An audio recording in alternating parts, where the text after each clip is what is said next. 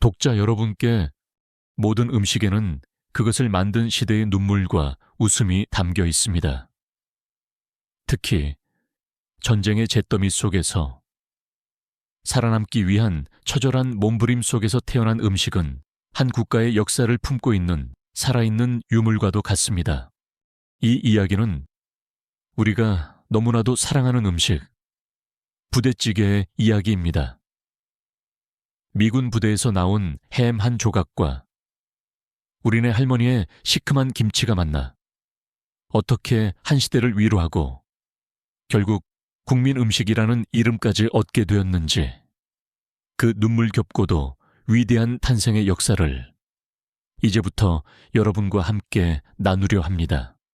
2025년 7월 여름의 열기가 한창인 서울 미슐랭 스타 셰프 데이비드 김. 뉴욕 맨해튼에서 가장 예약하기 힘든 모던 한식 레스토랑 가온의 오너 셰프인 그는 지금 자신의 뿌리를 찾아 한국에 와 있었다. 세계적인 스트리밍 서비스와 함께 한식의 근원을 탐사하는 다큐멘터리를 촬영하기 위해서였다.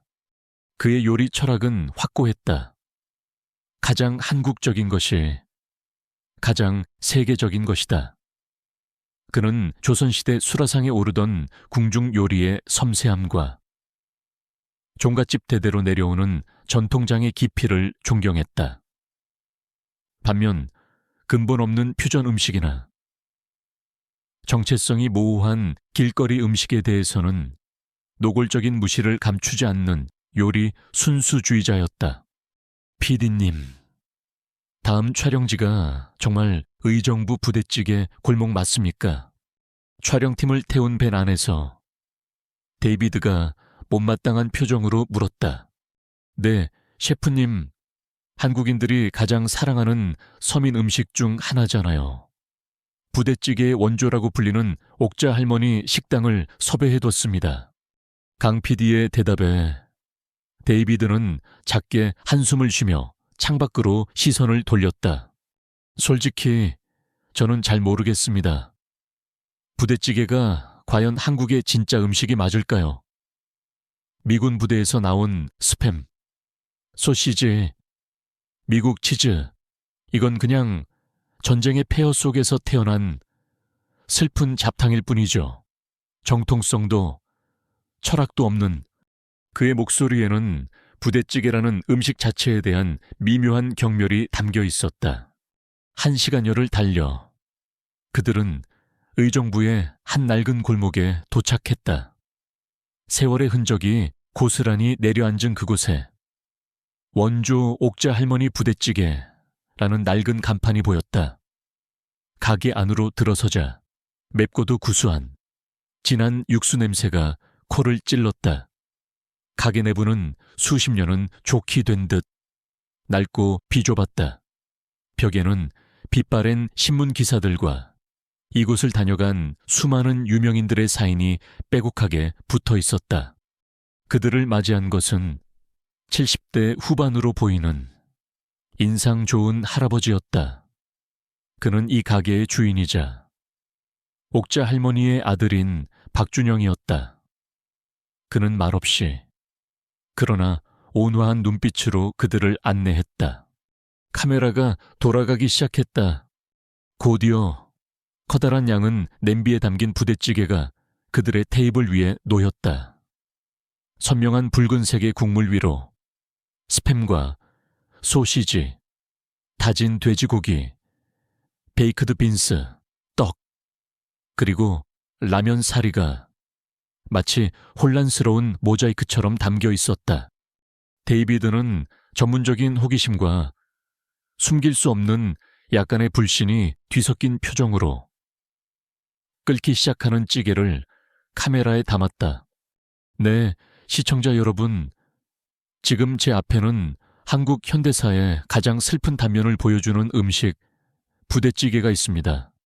미국의 가공육과 한국의 전통 음식인 김치가 만나 아주 독특한 하모니를 만들어내고 있는데요.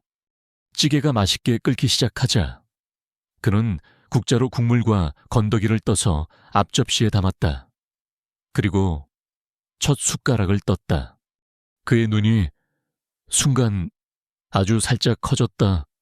그가 예상했던 그저 짜고 기름지기만 한 맛이 아니었다. 스팸과 소시지에서 나온 기름진 감칠맛이 잘 익은 김치에 시큼하고 칼칼한 맛과 놀랍도록 절묘하게 어우러져 아주 깊고 복합적인 맛을 만들어내고 있었다. 혼돈 속의 조화, 거칠지만 이상하게도 계속해서 입맛을 당기는 중독적인 맛이었다. 그는 자신의 편견을 인정할 수밖에 없었다. 와! 그가 감탄사를 내뱉었다. 솔직히 조금 놀랐습니다.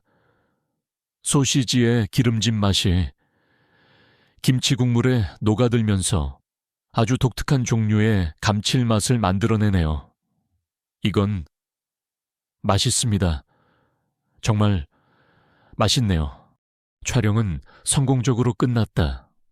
촬영팀이 잠시 휴식을 취하는 동안 데이비드는 강 PD와 개인적인 대화를 나누고 있었다. 그는 주변에 아무도 없다고 생각하고 솔직한 속내를 털어놓았다.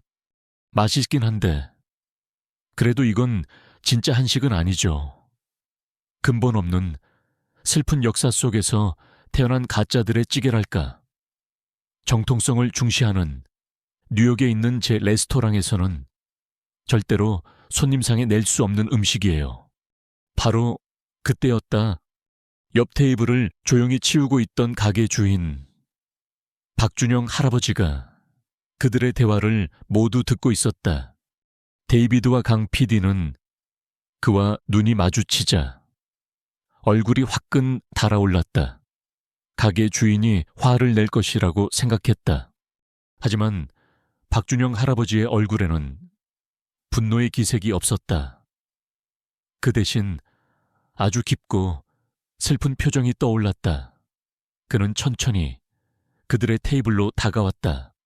그리고는 데이비드 셰프를 똑바로 쳐다보며 아주 조용히 그러나 70년의 세월의 무게가 담긴 목소리로 말했다.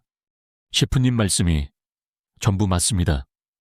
네, 이 음식은 뿌리도 근본도 없는 가짜들의 찌개가 맞습니다. 그는 잠시 말을 멈췄다가 말을 이었다. 하지만 그 가짜들이 어떻게 진짜 눈물을 닦아주었는지, 그리고 이 한 그릇의 찌개 안에 우리 민족의 어떤 처절한 역사가 담겨 있는지, 그 슬프고도 위대한 이야기에 대해 혹시 한번 들어보시겠습니까? 그의 나지막한 초대는 이제 곧 펼쳐질 한 그릇의 음식에 담긴 대한민국 현대사의 눈물겨운 서곡이었다. 데이비드 셰프와 촬영팀 스태프들은 모두 숨을 죽인 채 박준영 사장의 입을 바라보았다. 카메라 감독은 조용히 다시 녹화 버튼을 눌렀다. 이것은 그들의 다큐멘터리에서 가장 중요한 대본에 없던 진짜 이야기가 될 것이었다. 박준영 사장은 창밖에 번화한 의정부 거리를 잠시 바라보았다. 그의 눈은 현재의 풍경 너머 아득한 70년 전의 폐허를 보고 있는 듯했다. 이 찌개의 맛을 제대로 알려면 먼저 잿더미의 맛과 지독한 굶주림의 맛을 알아야 합니다. 그의 나지막한 목소리를 따라 2025년의 식당 풍경은 서서히 흐려지고 시간은 한국전쟁이 막 끝난 1954년의 겨울로 거슬러 올라갔다. 1954년 겨울 의정부 도시는 거대한 무덤과도 같았다. 폭격으로 무너져 내린 건물들은 마치 거인의 앙상한 뼈대처럼 잿빛 하늘을 향해 뻗어 있었다. 거리에는 전쟁의 상흔과 복구되지 못한 절망이 두꺼운 먼지처럼 내려앉아 있었다. 사람들의 얼굴에서는 웃음이 사라진 지 오래였다. 그들의 눈에는 오직 살아남아야 한다는 동물적인 본능과 깊은 피로만이 남아있었다. 미군 부대의 지프차들이 흙먼지를 일으키며 거리를 오갔다. 그들의 존재는 이 땅의 전쟁이 끝났다는 증거이자 동시에 이 땅의 주인이 더 이상 우리가 아니라는 슬픈 상징이기도 했다. 28배의 젊은 과부 옥자는 그 폐허 속에서 6살 난 아들 준영의 손을 잡고 하루하루를 버텨내고 있었다. 전쟁은 그녀에게서 남편을 앗아갔고 집을 앗아갔으며 평범했던 모든 일상을 앗아갔다. 그녀에게 남은 것은 오직 굶주림에 지쳐 칭얼대는 어린 아들뿐이었다. 그녀의 하루는 먹을 것을 찾아 헤매는 것으로 시작되었다. 그녀는 이른 아침부터 아들의 손을 잡고 무너진 건물 더미를 뒤지고 얼어붙은 밭을 파헤쳤다. 혹시라도 미처 수확하지 못한 감자 한 알이라도 썩지 않은 무뿌리라도 나올까 하는 헛된 희망을 품고서, 하지만 대부분의 날 그녀의 손에 들려오는 것은 차가운 흙과 돌멩이뿐이었다. 그녀의 유일한 재산은 폭격으로 무너진 옛집의 장독대 터에서 기적처럼 깨지지 않은 차에 발견한 작은 김치 항아리 하나였다. 그 안에는 전쟁 전에 담갔던 이제는 시어터질 대로 시어터진 묵은지가 절반쯤 남아있었다. 그것은 그녀의 행복했던 과거와 처참한 현재를 잇는 유일한 끈이었다. 그날도 옥자는 아무런 수확 없이 해가 저물 무렵에야 판잣집으로 돌아왔다. 그녀의 아들, 어린 준영은 하루 종일 굶은 배를 부여잡고 기운 없이 방구석에 웅크리고 있었다. 여면이 배고파요. 아이의 칭얼거림은 날카로운 비수가 되어 옥자의 심장을 찔렀다. 그녀는 아들에게 미안하다는 말조차 할 수 없었다. 미안하다는 말은 배부른 자들의 사치였다. 그녀는 부엌으로 가 마지막 남은 땔감 몇 개로 간신히 불을 피웠다. 그리고 검게 그을린 냄비에 물을 붓고 김치 항아리에서 시큼한 묵은지 몇 조각을 꺼내 넣었다. 그것이 전부였다. 그녀는 그렇게 김치국물이라고 부르기도 민망한 멀건 국을 끓였다. 그녀는 그 국을 그릇에 담아 아들의 앞에 놓아주었다. 준영가, 이거라도 먹고 기운 차리자. 응. 어린 준영은 기대에 찬 눈으로 숟가락을 들었다. 하지만 국물을 한 숟가락 떠먹는 순간 아이의 얼굴이 실망으로 일그러졌다. 어머니, 맛없어. 아이가 울먹이기 시작했다. 이거 말고 나 고기 먹고 싶어. 고기. 그 한마디에 옥자의 세상이 무너져 내리는 것 같았다. 고기. 그것은 이제 기억 속에만 존재하는 꿈 같은 단어였다. 그녀는 남편이 살아있을 때 명절에 온 가족이 둘러앉아 함께 구워 먹던 고기의 맛을 떠올렸다. 그 기억이 너무나도 아득하고 비현실적으로 느껴졌다. 그녀는 자신이 어머니로서 얼마나 무능력한지 뼈저리게 느껴졌다. 그녀는 배고파 오는 아들에게 따뜻한 밥 한 그릇, 고기 한 점 먹이지 못하는 실패한 어미였다. 그녀는 아들을 자신의 품에 끌어안았다. 하지만 그녀의 앙상한 품은 아이의 허기진 배를 채워줄 수 없었다. 그녀는 우는 아이를 안고 함께 눈물을 흘릴 수밖에 없었다. 차갑고 어두운 판잣집 안에서 두 모자의 서러운 울음소리만이 전쟁이 남긴 깊은 상처처럼 시리게 울려 퍼지고 있었다. 옥자는 꺼져가는 불씨를 보며 간절히 기도했다. 신이시여 부처님이시여 누구라도 좋으니 제발 우리 아들 배 골치 않게만 해주십시오. 제 목숨이라도 가져가도 좋으니 제발. 그녀의 기도는 너무나도 절박하고 처절했다. 그리고 그녀는 알지 못했다. 그녀의 그 눈물 젖은 기도가 아주 낯설고 아주 이질적인 방식으로 곧 응답받게 될 것이라는 사실을. 그날 밤 옥자의 절박한 기도는 아주 뜻밖의 인물을 통해 응답받았다. 동네 건달 복만이었다. 그는 전쟁과 출신으로 가진 것도 배운 것도 없는 남자였다. 하지만 그는 그 누구보다도 강한 생존 본능을 가지고 있었다.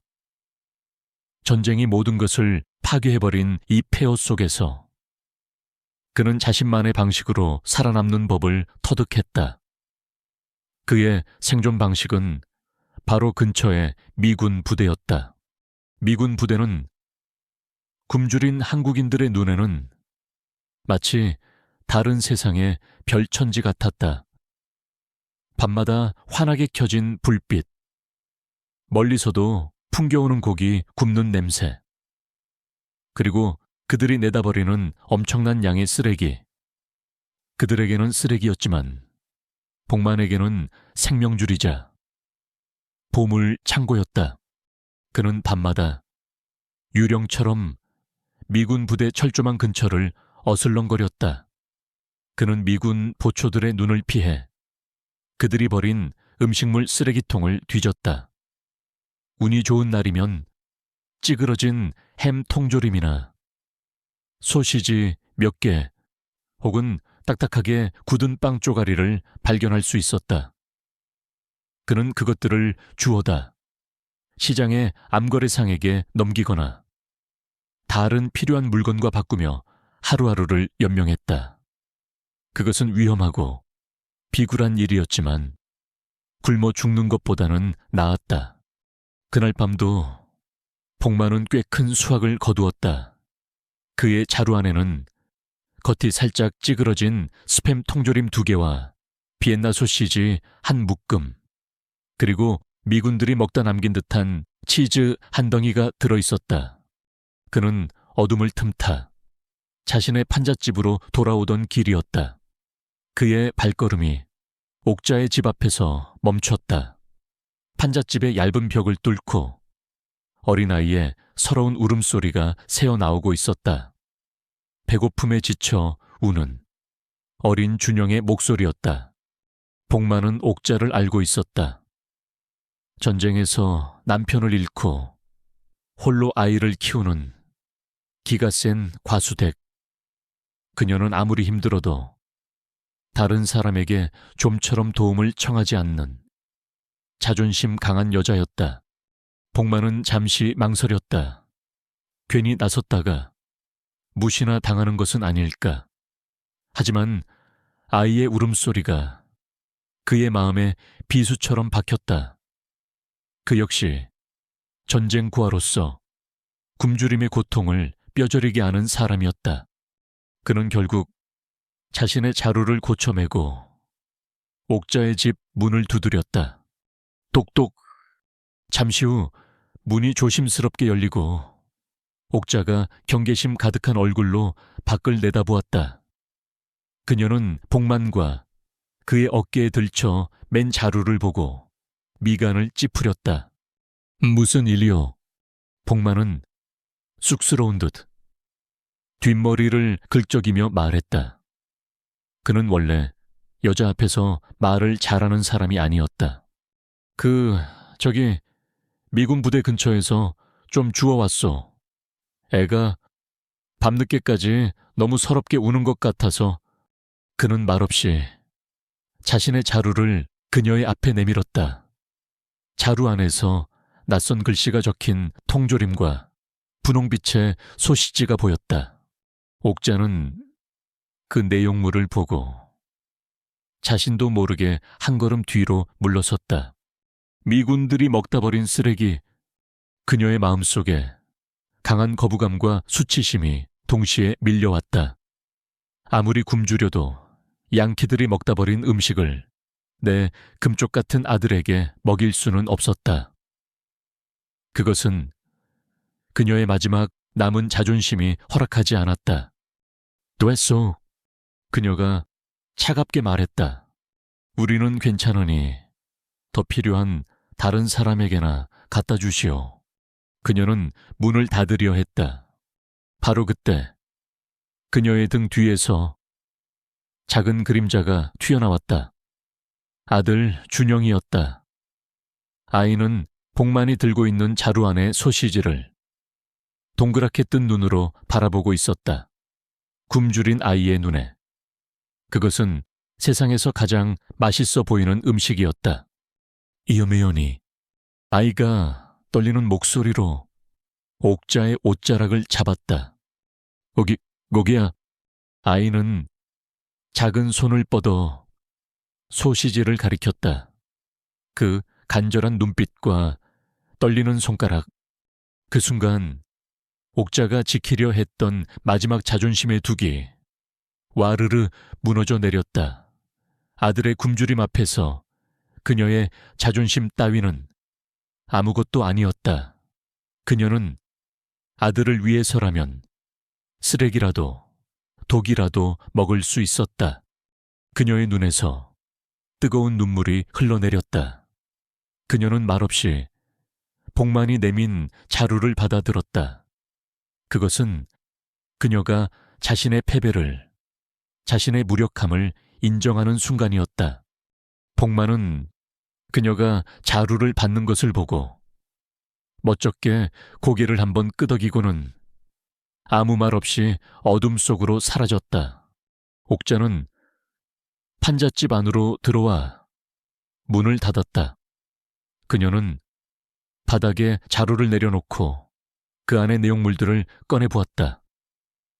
낯선 영어 글씨가 가득한 찌그러진 햄 통조림, 희멀건 색깔의 소시지, 그리고 고약한 냄새가 나는 노란색 치즈 덩어리.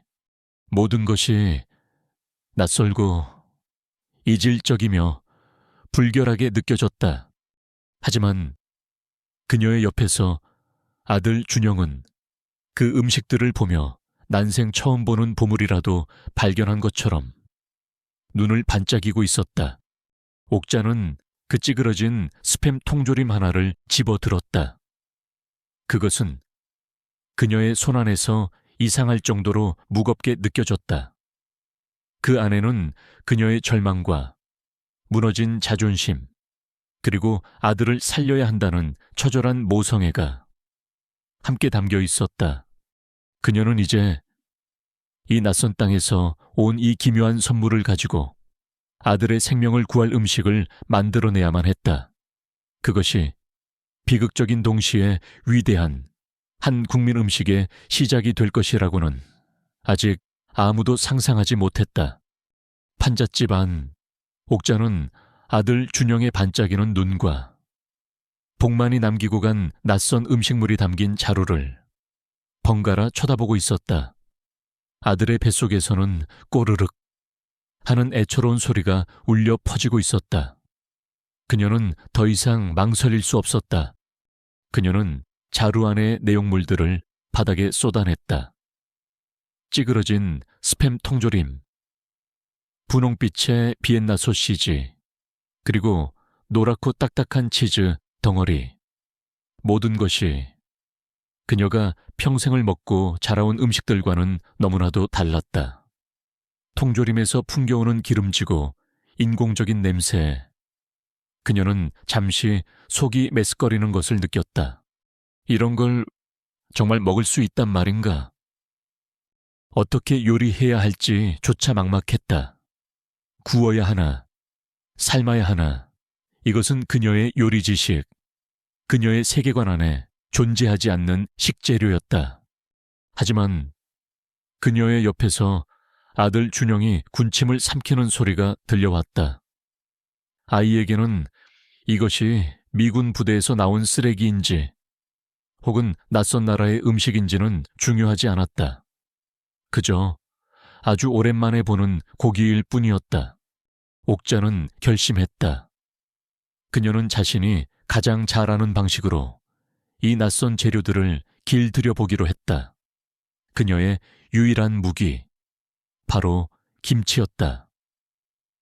그녀는 이 세상 모든 느끼하고 기름진 것들을 김치의 칼칼하고 시원한 맛으로 다스려 보기로 했다. 그녀는 먼저 부엌 아궁이에 불을 피웠다. 그리고 검게 그을린 냄비에 김치 한 갈이 밑바닥에 자작하게 남아있던 씌어터질 대로 씌어터진 묵은지 몇 조각과 그 국물을 전부 쏟아부었다. 그리고 물을 붓고 끓이기 시작했다. 다음은 가장 큰 난관인 스팸 통조림이었다. 깡통 따개가 있을 리 만무했다. 그녀는 부엌 칼의 뒷부분으로 깡통의 가장자리를 수십 번 내리쳤다.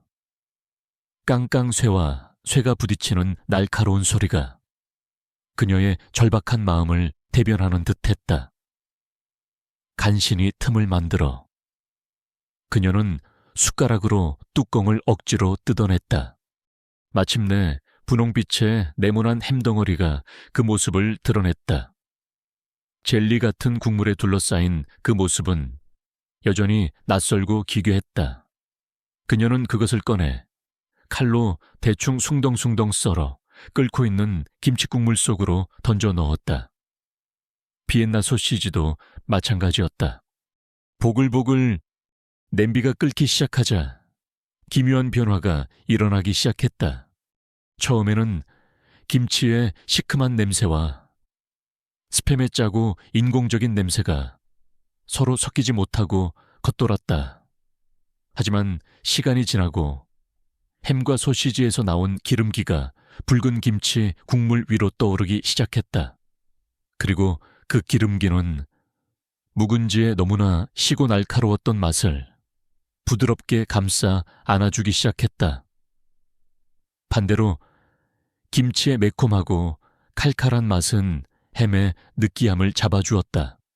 서로 어울릴 것 같지 않던 두 개의 냄새와 맛이 냄비 안에서 격렬하게 싸우다가 마침내 하나의 새로운 아주 오묘하고도 식욕을 자극하는 향기로 합쳐지고 있었다. 그것은 전쟁의 폐허 속에서 동양과 서양이, 가난과 풍요가, 눈물과 생존이 한데 뒤섞여 만들어내는 혼돈의 향기였다. 옥자는 복만이 함께 주고 간 치즈 덩어리를 잠시 망설이다가 아주 조금 떼어 냄비 안에 넣어보았다. 치즈는 금세 녹아 붉은 국물 위로 노란 막을 만들며 고소한 냄새를 더했다. 마침내 세상에 없던 새로운 찌개가 완성되었다. 그것은 그 어떤 전통 음식과도 닮지 않았다. 붉고 걸쭉한 국물 위로 온갖 종류의 햄과 소시지, 그리고 시큼한 김치가 뒤죽박죽 섞여 있는 그야말로 잡탕이었다. 옥자는 그 찌개를 움푹 팬 양은 그릇에 가득 담아 아들 준영의 앞에 먼저 놓아주었다. 준영은 더 이상 기다릴 수 없다는 듯 뜨거운 찌개를 후후 불어가며 허겁지겁 입안으로 가져갔다. 아이의 얼굴이 순식간에 환한 행복으로 물들었다. 몇 달 만에 처음으로 맛보는 고기, 그리고 그 고기에서 우러나온 짜고 기름진 그러나 너무나도 황홀한 맛. 아이는 세상에서 가장 맛있는 음식을 먹는 사람처럼 밥 한 공기를 순식간에 비워냈다. 아들이 그토록 맛있게 먹는 모습을 보고 옥자는 마침내 자신도 숟가락을 들었다. 그녀는 조심스럽게 국물과 햄 한 조각을 떠서 입에 넣었다. 그리고 그녀의 눈에서 뜨거운 눈물이 흘러내렸다. 그 맛은 한마디로 정의할 수 없는 맛이었다. 미군들이 버린 쓰레기를 먹고 있다는 수치심의 맛. 이런 음식이라도 감지덕지하며 먹어야 하는 자신의 처지에 대한 슬픔의 맛. 그리고 그럼에도 불구하고 너무나도 맛있어서 살아있다는 것을 실감하게 하는 생존의 맛이었다. 그녀는 울면서 먹고 또 먹었다. 그녀의 옆에서 아들 준영도 울고 있었다. 하지만 아이의 눈물은 배고픔과 서러움의 눈물이 아니었다. 그것은 난생 처음으로 배가 터지도록 맛있는 음식을 먹을 수 있다는 순수한 기쁨과 감사의 눈물이었다. 어머니와 아들은 그렇게 한참 동안 서로를 마주보며 눈물 젖은 찌개를 나누어 먹었다. 그들의 울음소리와 후루룩 소리를 내며 찌개를 먹는 소리가 판잣집 안을 가득 메웠다. 그것은 세상에서 가장 슬프고도 가장 따뜻한 저녁 식사였다. 냄비 바닥이 보일 때쯤 그들의 울음도 멎었다. 오랜만에 포만감을 느낀 준영은 어머니의 무릎을 베고 만족스러운 미소를 지으며 잠이 들었다. 옥자는 잠든 아들의 얼굴을 가만히 쓸어보았다. 그리고는 텅 빈 냄비를 내려다보았다. 그녀는 자신이 방금 단순히 음식을 만든 것이 아니라는 것을 깨달았다. 그녀는 이 지옥 같은 세상 속에서 살아남을 수 있는 새로운 방법을, 새로운 조리법을 만들어낸 것이었다. 그녀는 아직 알지 못했다. 그녀의 눈물과 묵은 김치, 그리고 미군의 햄 한 조각이 뒤섞여 탄생한 이 이름 없는 찌개가 훗날 한 시대를 위로하고 대한민국 전체를 대표하는 국민 음식 중 하나가 될 것이라는 사실을 다음 날 아침 옥자의 판잣집에서 피어오른 낯설지만 아주 고소하고 매콤한 냄새는 잿더미 마을에 굶주린 사람들을 자석처럼 끌어당겼다. 냄새를 맡고 가장 먼저 찾아온 것은 옥자의 바로 옆집에 사는 아들 둘을 모두 전쟁터에서 잃은 박씨 할머니였다. 아가, 어젯밤부터 무슨 이리도 맛있는 냄새가 나던데 혹시 먹을 거라도 생긴 게야. 박씨 할머니의 눈에는 숨길 수 없는 간절한 허기가 담겨 있었다. 그녀의 뒤로는 다른 이웃들과 굶주림에 지쳐 눈이 퀭한 아이들의 모습도 보였다. 옥자는 잠시 망설였다. 그녀에게 남은 햄과 소시지는 아들 준영과 그녀가 앞으로 며칠을 더 버틸 수 있는 유일한 생명줄이었다. 이것을 나눈다는 것은 자신들의 생존을 위협하는 일이었다. 그녀는 어젯밤 오랜만에 배부르게 먹고 얼굴에 희미한 혈색이 돌기 시작한 아들 준영의 얼굴을 한번 쳐다보았다. 그리고 다시 이웃집 아이들의 깡마른 얼굴을 보았다. 그 아이들의 얼굴 위로 배고프다며 울던 자기 아들의 얼굴이 겹쳐 보였다. 그녀는 결심했다. 혼자 살아남는 것은 의미가 없었다. 이 지옥 같은 세상에서 우리는 모두 함께 살거나 혹은 함께 죽어야만 했다. 조금 있습니다. 할머니, 옥자가 결심한 듯 말했다. 다들 집에 먹을 만한 거 뭐라도 조금씩 있으면 전부 들고 이리 모이시오. 시래기 쪼가리도 좋고 묵은 김치 한쪽도 줬소. 우리 다 같이 한 솥에 넣고 끓여 먹읍시다. 그녀의 말에 굶주렸던 사람들의 얼굴에 아주 오랜만에 희미한 희망의 빛이 떠올랐다. 그것은 아주 기묘하고도 아주 성스러운 만찬의 시작이었다. 사람들은 저마다 자신이 가진 가장 귀한 것들을 들고 옥자의 판잣집 앞으로 모여들었다. 박씨 할머니는 장독대 밑에 숨겨두었던 멸치 몇 마리를 가져왔다. 다른 과부댁은 밭에서 주운 쭈글쭈글한 감자 한 알을 내놓았다. 누군가는 된장 한 숟가락을, 또 다른 누군가는 고추장 한 줌을 가져왔다. 옥자는 마을의 셰프가 되었다. 그녀는 커다란 가마솥을 마당 한가운데에 걸었다. 그리고 사람들이 가져온 모든 것들을 그 안에 쏟아부었다. 그리고 마지막으로 그녀는 이 만찬에 가장 귀한 재료이자 활용점정인 미군의 햄과 소시지를 썰어 넣었다. 가마솥 밑에서 장작불이 타오르기 시작했다. 솥 안의 모든 것들이 끓기 시작했다. 서로 다른 재료들이 붉고 걸쭉한 국물 속에서 하나의 맛으로 어우러지고 있었다.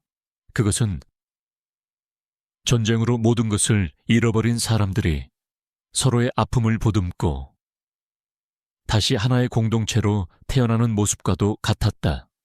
사람들은 끓고 있는 가마솥 주위로 말없이 둘러 앉았다. 어른들은 간절한 희망을 담아 끓고 있는 솥을 바라보았다. 아이들은 굶주린 눈으로 피어오르는 김을 쳐다보며 연신 군침을 삼켰다. 찌개가 끓기를 기다리는 동안 사람들은 두런두런 자신들의 이야기를 꺼내놓기 시작했다. 우리 큰아들이 압록강까지 갔다가 거기서 소식이 끊겼지. 박씨 할머니가 눈물을 훔치며 말했다. 우리 집 양반은 흥남 부두에서 배를 못 타서 아직도 이북에 살아있는지 죽었는지 다른 과부댁이 한숨을 내쉬며 말했다. 그들의 모든 이야기 속에는 전쟁이 남긴 상처와 잃어버린 가족에 대한 그리움이 담겨 있었다. 그들은 끓고 있는 찌개 앞에서 서로의 아픔을 나누며 서로를 위로하고 있었다. 그때 복만이 어색한 표정으로 그들 앞에 나타났다. 그의 손에는 새로 구해온 듯한 라면 사리 몇 개와 치즈 한 덩이가 들려 있었다. 그는 말없이 그것들을 옥자에게 건넸다. 이것도 같이 넣고 끓여 먹읍시다. 옥자는 고맙다는 듯 고개를 끄덕이고 그것들을 솥 안에 넣었다. 이제 찌개는 거의 완성되어 가고 있었다. 마침내 찌개가 다 끓었다. 옥자는 모두에게 움푹 팬 양은 그릇 하나씩을 나누어 주었다. 그리고는 국자로 찌개를 공평하게 퍼주기 시작했다. 모두의 그릇에 햄 한 조각, 소시지 한 조각씩이 공평하게 들어갔다. 사람들은 떨리는 손으로 숟가락을 들었다. 그리고 첫 숟가락을 입에 넣었다. 그 순간 여기저기서 나지막한 탄성과 함께 억눌린 흐느낌이 터져 나왔다. 전쟁이 시작된 이후 처음으로 맛보는 고기의 맛, 그리고 그 어떤 진수성찬보다도 더 맛있고 더 가슴 벅찬 맛. 사람들은 울면서 먹었다. 그들의 눈물은 찌개의 국물 속으로 떨어져 짠맛을 더했다. 그것은 살아남은 자의 슬픔과 그럼에도 불구하고 살아있다는 것에 대한 감사가 뒤섞인 아주 복잡한 맛의 눈물이었다. 어린아이들은 얼굴에 온통 국물을 묻힌 채 세상에서 가장 행복한 표정으로 찌개를 먹었다. 어른들은 그 모습을 보며 눈물을 흘리면서도 희미하게 미소 지었다. 그날 옥자의 판잣집 앞마당에 모인 사람들은 단순한 한 끼 식사를 나눈 것이 아니었다. 그들은 서로의 아픔을 나누었고 서로의 눈물을 닦아주었으며 서로의 온기를 나누었다. 그들은 거대한 절망의 한가운데에서 부대찌개라는 이름의 작지만 뜨거운 희망을 함께 만들어내고 있었던 것이다. 옥자는 옹기종기 모여 앉아 찌개를 나누어 먹는 사람들의 모습을 바라보았다. 그녀는 자신이 발견한 것이 단순히 배를 채우는 조리법이 아니라 이 험한 세상을 함께 살아나갈 수 있는 공동체를 위한 조리법이라는 것을 깨달았다. 그녀의 작은 판잣집은 이제 더 이상 초라한 피난처가 아니었다. 그곳은 잿더미 위에서 새로운 마을, 새로운 가족이 탄생하는 성스러운 공간이 되어가고 있었다. 그 후로 몇 년의 세월이 흘렀다. 천국의 60년대로 접어들면서 전쟁의 잿더미 위에서 기적처럼 새로운 삶의 싹들이 조금씩 돋아나고 있었다. 의정부의 풍경도 서서히 변해갔다. 무너진 건물 더미들이 치워지고 그 자리에는 새로운 건물들이 들어서기 시작했다. 여전히 가난했지만 사람들의 얼굴에는 이제 절망 대신 어떻게든 다시 일어서려는 질긴 생명력과 희망이 어리고 있었다. 옥자의 판잣집 앞에서 매일같이 끓던 커다란 찌개 솥은 이제 그 동네의 명물이자 중심이 되어 있었다. 이웃들은 저마다 구해온 재료들을 들고 와 함께 찌개를 끓여 먹으며 서로의 고단한 삶을 위로하고 아이들의 미래를 걱정하며 새로운 공동체를 만들어 나가고 있었다. 그 중심에는 늘 옥자와 이제는 그녀의 든든한 사업 파트너가 된 복만이 있었다. 복만은 더 이상 밤의 어둠 속에서 쓰레기통을 뒤지는 좀도둑이 아니었다. 그는 특유의 수완과 배짱으로 미군 부대와 거래하는 암거래상들 사이에서 제법 큰 손으로 성장해 있었다. 그는 옥자의 찌개에 신선한 햄과 소시지를 안정적으로 공급하는 중요한 역할을 맡고 있었다. 그러던 어느 날 그들의 작은 공동체에 위기가 찾아왔다. 정부에서 도시 미관을 해친다는 이유로 판자촌을 대대적으로 정비하고 허가 없이 음식을 파는 노점상들을 단속하기 시작한 것이다. 옥자의 찌개 나눔 역시 더 이상 예전처럼 이어가기 힘들어졌다. 복만이 옥자를 찾아왔다. 아주머니, 이왕 이렇게 된 거 우리 정식으로 식당 한번 차려봅시다. 그가 진지한 얼굴로 제안했다. 이 찌개 맛 의정부 바닥에서 모르는 사람이 없잖소. 이 맛이라면 돈을 받고 팔아도 손님들이 줄을 설 거요. 우리가 언제까지 이렇게 남의 눈치나 보면서 살 수는 없지 않소. 하지만 옥자는 그의 제안에 단호하게 고개를 저었다. 안두인, 그녀의 목소리는 슬퍼 보였다. 이건 우리가 배고픔에 못 이겨 눈물을 삼키며 끓여 먹던 찌개야. 미군들이 버린 음식 조가리들을 모아서 목숨을 연명하던 우리의 서러운 역사라고. 이걸 어떻게 돈을 받고 팔겠는가. 나는 못하네. 그녀에게 이 찌개를 파는 행위는 자신들의 가장 아프고 수치스러웠던 기억을 돈을 받고 파는 것처럼 느껴졌다. 복만도 더 이상 그녀를 설득할 수 없었다. 그때 옆에서 모든 것을 듣고 있던 이제는 훌쩍 자라 중학생이 된 아들 준영이 나섰다. 어머니, 왜요? 준영의 눈은 어머니를 이해할 수 없다는 듯 반짝이고 있었다. 이 찌개가 왜요? 저는 이 찌개가 세상에서 제일 맛있어요. 그리고 저는 이 찌개를 먹을 때마다 우리를 도와주셨던 복만 아저씨와 함께 나누어 먹었던 이웃 할머니들이 생각나서 마음이 따뜻해져요. 이건 부끄러운 음식이 아니에요. 고마운 음식이지. 아들의 말에 옥자는 충격을 받았다. 그녀에게는 한 HN과 눈물의 상징이었던 이 찌개가 전쟁을 겪지 않은 아들의 세대에게는 나눔과 온기의 상징으로 기억되고 있었던 것이다. 그녀는 깨달았다. 시대가 변하고 있었다. 언제까지고 과거의 상처에 얽매여 있을 수만은 없었다. 이 찌개의 역사를, 그리고 그 안에 담긴 정신을 다음 세대에게 제대로 물려주기 위해서라도 그녀는 변해야만 했다. 알겠다. 한번 해보자꾸나. 그녀는 마침내 결심했다. 그렇게 대한민국 최초의 부대찌개 식당이 역사를 쓰기 시작했다.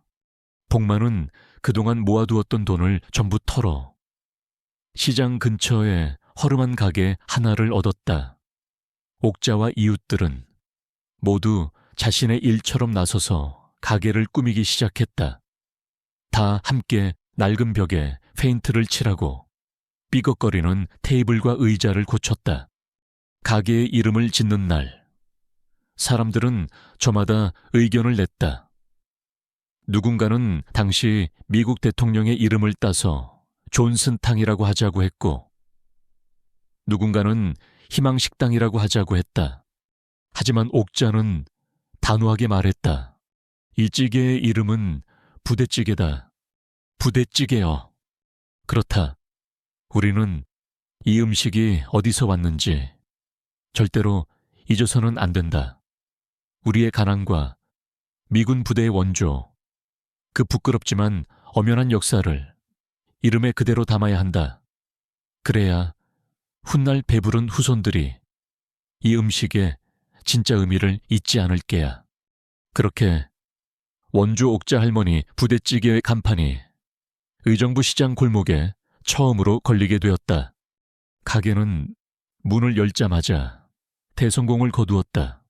옥자는 이제 정식으로 식당을 운영하게 되자 찌개의 맛을 한 단계 더 발전시키기 시작했다. 복만이 구해오는 햄과 소시지뿐만 아니라 시장에서 구할 수 있는 신선한 다진 돼지고기를 넣어 국물의 깊이를 더했다. 1960년대 한국에서 처음으로 생산되기 시작한 값싼 라면 사리는 부대찌개의 상징이 되었다. 쫄깃한 떡과 매콤한 고추장 양념이 더해지면서 부대찌개는 이제 더 이상 단순히 여러 재료를 섞은 잡탕이 아니었다. 그것은 한국인의 입맛과 시대의 변화에 맞추어 끊임없이 진화하는 하나의 완성된 요리가 되어가고 있었다. 식당은 언제나 손님들로 북적였다. 가난한 서민들뿐만 아니라 이 기묘한 코리안 아메리칸 퓨전 요리의 소문을 듣고 찾아온 호기심 많은 미군 병사들도 있었다. 그들은 자신들이 버렸던 음식이 이렇게 맛있고 새로운 요리로 재탄생했다는 사실에 놀라워하며 엄지손가락을 치켜 세웠다. 어느 날 저녁, 옥자는 분주한 가게를 주방 한쪽에서 가만히 바라보고 있었다.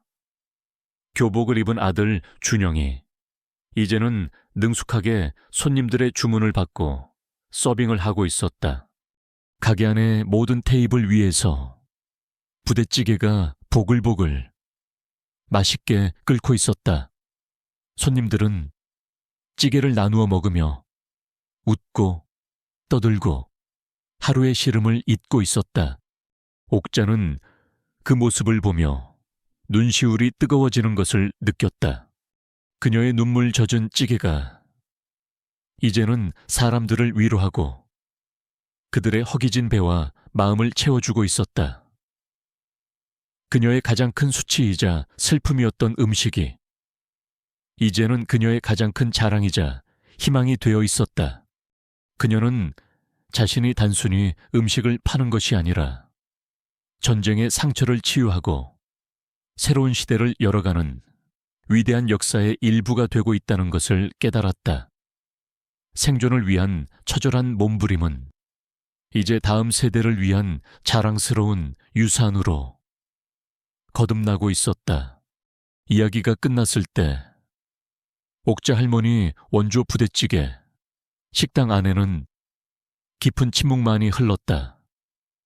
박준영 사장의 눈에는 이제는 희미해진 과거를 향한 그리움이 이슬처럼 맺혀 있었다. 다큐멘터리 촬영팀은 모두 카메라를 든 채 넋을 잃고 있었다. 강 PD의 눈에는 이미 눈물이 흐르고 있었다.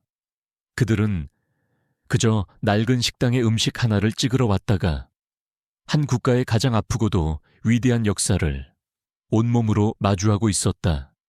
그리고 그 중심에 셰프 데이비드 김이 있었다. 그의 얼굴에서는 처음 이곳에 들어섰을 때의 그 오만함과 지적인 허영심이 완전히 사라져 있었다.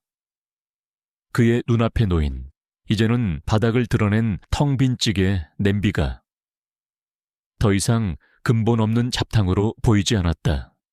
그것은 수많은 사람들의 눈물과 한 시대의 아픔, 그리고 처절한 생존의 역사가 담겨 있는 성스러운 유물처럼 보였다.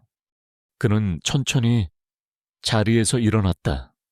그리고는 박준영 사장의 앞에서 아주 깊이 90도로 허리를 숙였다. 뉴욕의 그 어떤 유명 인사나 미식 비평가 앞에서도 단 한 번도 보인 적 없었던 진심에서 우러나온 경의의 표시였다. 사장님, 그의 목소리가 미세하게 떨리고 있었다. 제가 정말 무지했습니다. 그리고 오만했습니다. 진심으로 사죄드립니다. 그는 허리를 든 채 말을 이었다. 그의 눈에는 뜨거운 부끄러움과 깊은 감동이 뒤섞여 있었다.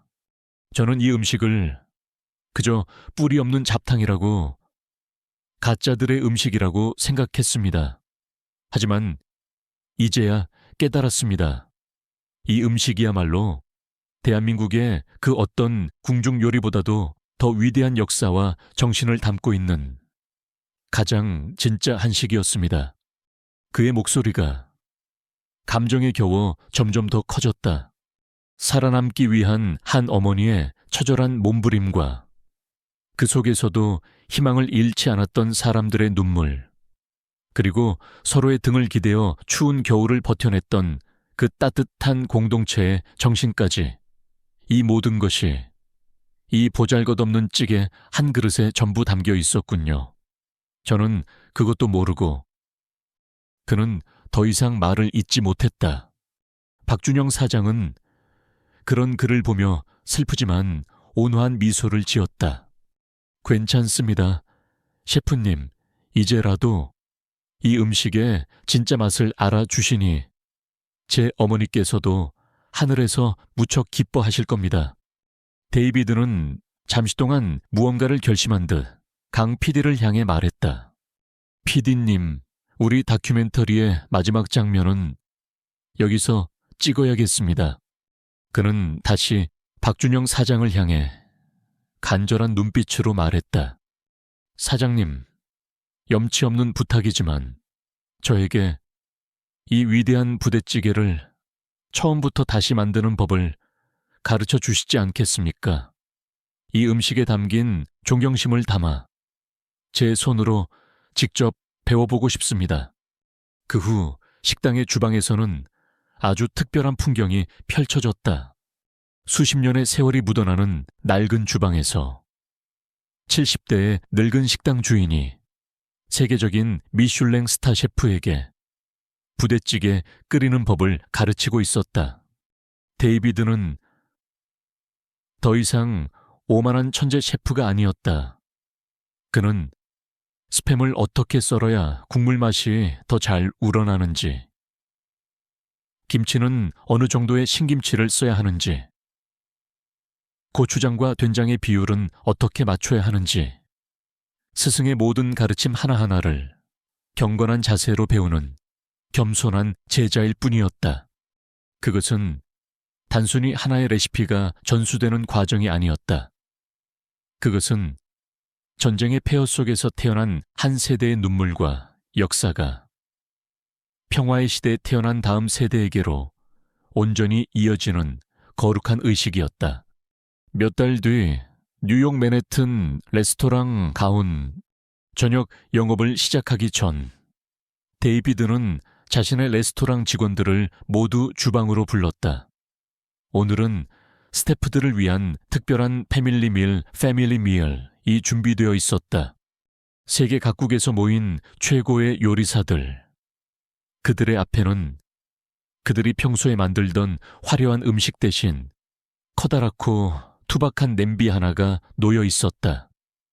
그 안에서는 붉고 걸쭉한 국물이 맛있게 끓고 있었다. 부대찌개였다. 데이비드가 오늘 아침부터 직접 모든 재료를 준비해 만든. 셰프, 이게 뭔가요? 아주 맛있는 냄새가 나는데요.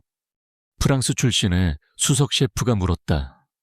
데이비드는 자신의 직원들을 둘러보며 미소 지었다. 이건 우리 어머니의 나라, 한국에서 온 음식입니다. 이름은 부대찌개라고 해요. 그는 의정부의 작은 식당에서 들었던 그 눈물겨운 역사를 자신의 직원들에게 들려주기 시작했다. 이것은 그냥 찌개가 아니라고. 이것은 한 나라의 가장 아픈 역사와 그럼에도 불구하고 살아남았던 사람들의 위대한 정신이 담긴 눈물과 희망의 찌개라고. 미군의 햄 한 조각이 어떻게 한 민족의 생존과 희망의 상징이 되었는지를 이야기가 끝나고 그는 국자로 찌개를 모든 직원의 그릇에 정성껏 퍼주었다. 자, 다들 맛보세요. 그가 자랑스러운 목소리로 말했다. 이게 바로 가짜 같지만 가장 진짜인 내 조국의 진짜 맛입니다. 그는 이제 더 이상 화려한 기교나 희귀한 식재료만을 좇는 셰프가 아니었다. 그는 음식에 담긴 이야기와 그 안에 담긴 사람들의 영혼을 요리하는 진정한 스토리텔러 셰프로 거듭나 있었다. 그는 뉴욕의 가장 화려한 주방에서 가장 낮고 가장 아픈 곳에서 태어난 가장 위대한 한식의 역사를 다시 써내려가고 있었다. 한 그릇의 음식에 담긴 한 민족의 눈물과 웃음, 그리고 위대한 생명의 역사, 전쟁의 잿더미 속에서 태어난 부대찌개의 마지막 페이지를 덮습니다. 이 이야기를 통해 저는 우리가 무심코 먹는 음식 하나하나에 얼마나 깊고 소중한 이야기가 담겨 있는지를 그리고 싶었습니다. 데이비드 셰프는 처음 부대찌개를 근본 없는 가짜들의 찌개라 폄하했지만 그 안에 담긴 처절한 생존의 역사를 알게 된 후 비로소 그 음식의 진짜 가치를 깨닫게 되었습니다. 어쩌면 가장 진짜라는 것은 화려한 기교나 값비싼 재료가 아닌 그것을 만든 사람들의 진솔한 삶과 시대의 아픔을 고스란히 담아내는 진정성에 있는 것일지도 모릅니다.